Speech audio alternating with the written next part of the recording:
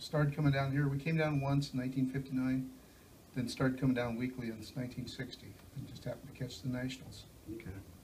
Well, I was gonna be pretty excited about it because I liked racing anyway, and see that Marion Robinson and Bones and all them guys put a lot of work into it and getting it to come about. So I was excited. What do you remember about Marion Robinson, the promoter? He's Well, he was quite the guy. I never talked to him too much, but you know, see him with his white flat top. You know, that was his notoriety anyway, to see him that. And then of course Bones would drive the water truck, and then Boge and Bob Thompson was the flagman. So yeah, it was fun. But yeah, that's what I remember about Marion's, his flat top, and how he was always kind of a little rough around the edges, but not bad. What were your thoughts when you saw the air scoop on Roy Robbins' car? I thought it was quite different. You know, seeing the other cars that used to race here, you know, the big blocked ones, like the 104, the Hunter Oil Special, that was a kind of like a bubble back, and but just different, you know. And then he came in and put that wing on there, and then as I remember, I remember some of the wings, it was just an airfoil, didn't have sideboards or anything. It was just a wing, looked like a part of an airplane wing. So yeah, as I recall, there was quite a few people. Of course, they had the wooden bleachers back then, and I can't remember, when we first came down here, they had the cover over the grandstand, the short section of the grandstand, and so I can't remember if that was there or not, but we always sat down towards, it was section 8 under the old wooden bleachers. And in fact, I was thinking of that on the way down, how different this looks around here. When we'd come in, you know, there would be the International Harvester, the National Guard, and then an International Harvester tractor, selling tractors and used tractors and stuff, and then be the sale barn. We always parked at the sale barn, and then and it's changed so much since then. You know, they used to have the Quonset huts in the back, and yeah, so it's changed. It was only a 2-lane road, you know. So yeah, as I remember, it was just like a regular Saturday night, except they were just paying more, and yeah, it's just pretty much as I remember it anyway. It was just like a regular Saturday night show. They had heat races, and then they had the dash.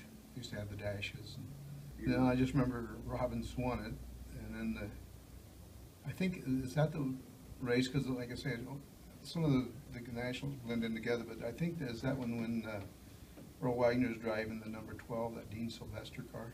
Yeah, I thought it was, but I couldn't remember for sure if it was. Yeah, it was a good race.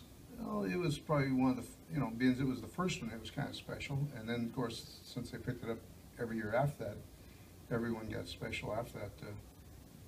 The National of 70 or 63, I think it was, when the Weld boys was here, and they about had a riot out in the front stretch when one of them was supposed to get off track, and they didn't. And of course the brothers and the Williams, the brother-in-laws, came out, and they was standing on the track, and they was threatening to bring the horse police in, you know, so that was kind of different. But my favorite one was Jerry Blundy.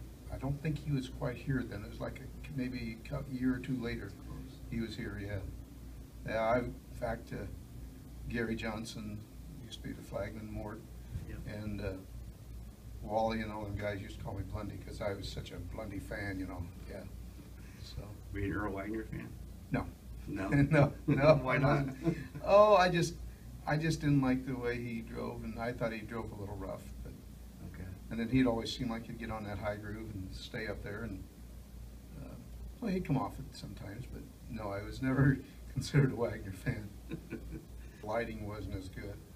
And of course, like I said, they had the old wooden bleachers that had woven wire fence under it, so they had a plank you walked on, you know. So it was, when she first came in the 70s, she was a little nervous about walking on that plank, because like I say, you had this, just a plank and then a woven wire. But yeah, so it's improved a lot since then. They made a lot of good improvements. The flag stand, they took it away from over the track, yep. Which was good, because that's when Gary then got injured and stuff with the Stone King accident.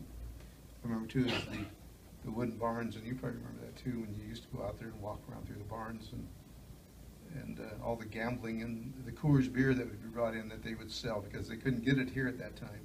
So the people from Colorado was bringing that Coors beer, and they was making a mint off of that. It was crazy. I see people going to their trunks and just getting out cases of Coors beer, and the people from Colorado coming. So it brought business here. That was fun, and like I say, that got me hooked.